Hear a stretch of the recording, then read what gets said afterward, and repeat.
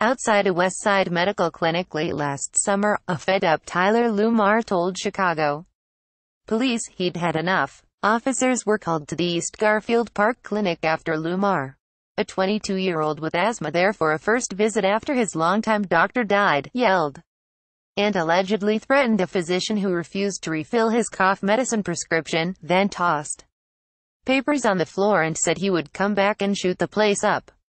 According to a police report, "I'm so tired of racism, bro," Lumar said outside the clinic. According to a Chicago police squad car dash-cam recording of the encounter, alleging the incident began when the doctor accused Lumar, who has no criminal record, of reselling his prescription drugs. "That's racial profiling. I don't gangbang. I went to Oak Park and River Forest High School. I played baseball." Police let Lumar go without charges, but moments later the same officers stopped him as he walked down Madison Street. Records show they arrested him because a Western Illinois county had issued a warrant over an overdue $25 payment in a misdemeanor traffic case but had failed to remove the warrant when Lumar paid up. Less than 24 hours later, the father of one attempted to hang himself in a Harrison District Police holding cell, police said. As a result, he's suffered massive brain injuries and can no longer move or speak. He's spent the past year on life support, racking up medical bills of about $2 million. Meantime, his family has tried to determine why he was kept locked up overnight on a low-level warrant even though he had the cash, according to an arrest report, to bail himself out. They have filed a federal lawsuit alleging Lumar was wrongfully detained and that Chicago police failed to check on him every 15 minutes in his cell, even falsifying the inspection logs, a record-keeping breach the lawsuit says is a common police practice in Chicago. "My son never should have been there." In a police lockup, his mother, Lisa Alcorn, a Verizon wireless training manager from River Forest, said in an interview as tears streamed down her face. The case is not only another example of the city's and county's alleged failure to keep nonviolent offenders from languishing in jails, an issue experts say disproportionately affects the poor and minorities, but also highlights the tightrope that defendants walk even in misdemeanor cases, where a slightly late payment can land someone in jail. Lumar's longtime girlfriend, Casey Tecate, 23, who once thought of becoming a cop herself, said, "It definitely is scary. It goes to show it could literally happen to anybody. I feel like they, meaning the police, just don't look at certain people as people. They're just like, oh, this is some person from the west side of Chicago." They weren't looking at him as Tyler Lumar, a dad, a brother, a son. She spends part of most days in a Des Plaines rehab hospital with the now 23-year-old man she had planned to marry. Sometimes Tecate brings their daughter, Savannah, now 4, Alcorn, who visits her son after work, said she hopes the lawsuit will not only help the family pay for Lumar's medical care but change how Chicago police treat those they arrest. "In Chicago, you should be scared for your son," she said. Her lawsuit alleges Chicago police wrongfully detained Lumar, concealed from Lumar the fact that he could have bonded himself out and were deliberately indifferent to his medical needs by failing to check on him every 15 minutes as required. The city is responsible, too, the lawsuit alleges, because it ignored the widespread police practice of falsifying cell inspection records. The Cook County Sheriff's Office, which briefly housed Lumar in the county jail, is also being sued. Attorneys for the city and its police officers say they did nothing wrong and have asked a judge to dismiss the case. Plaintiff has failed to plead that Lumar's suicide attempt was a constitutional deprivation instead of just a tragic decision by Lumar himself, the police office's attorneys wrote in a recent court filing.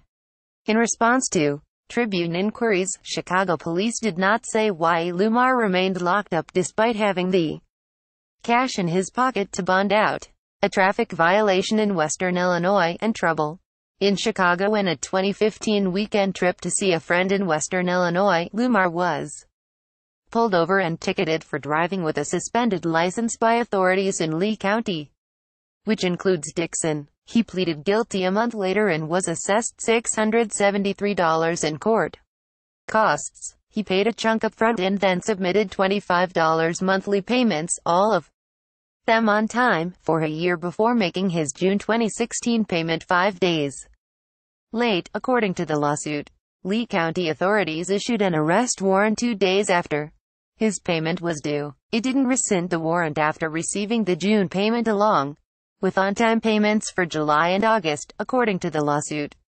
Soon after Lumar's arrest in Chicago, police there contacted Lee County about the warrant and learned it carried a $500 bond. The lawsuit says, the way the system works, he could have posted 10%, $50, and gone home.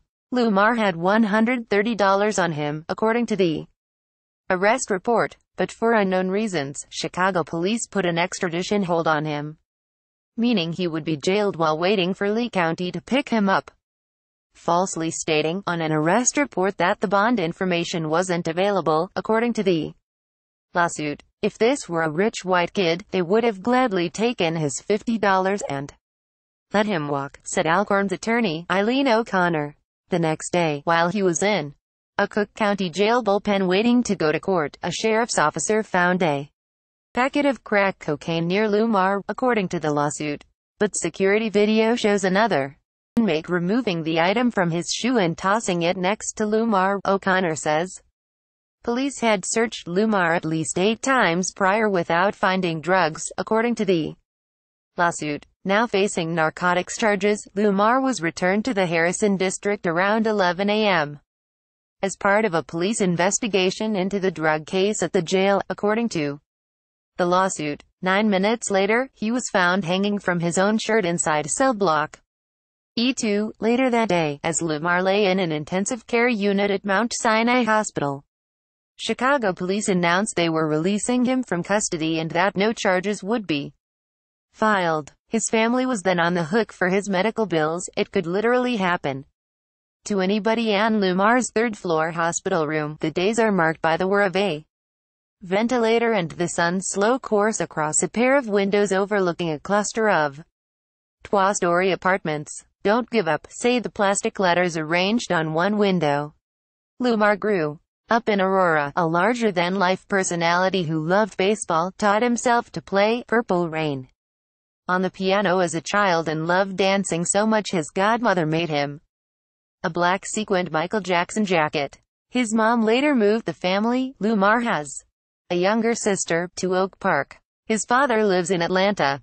Now his family is grateful that he opens his eyes when they arrive. Though he's unable to speak or move, sometimes he will grasp a hand, move a finger on command, or shed tears when they show him videos of himself dancing at weddings, acting goofy and making everyone around him laugh. His family says Tecate reads to him most days, and when she recently began crying as she read a romance novel, he cried too, she said. Lumar and Tecate have been together since they were 16-year-old sophomores at Oak Park and River Forest High School, and Lumar cut off his dreads for Tecate, who preferred a clean-cut look. Within a year, the couple, who attended separate colleges, knew they'd be married one day and had each other's names tattooed on their torsos.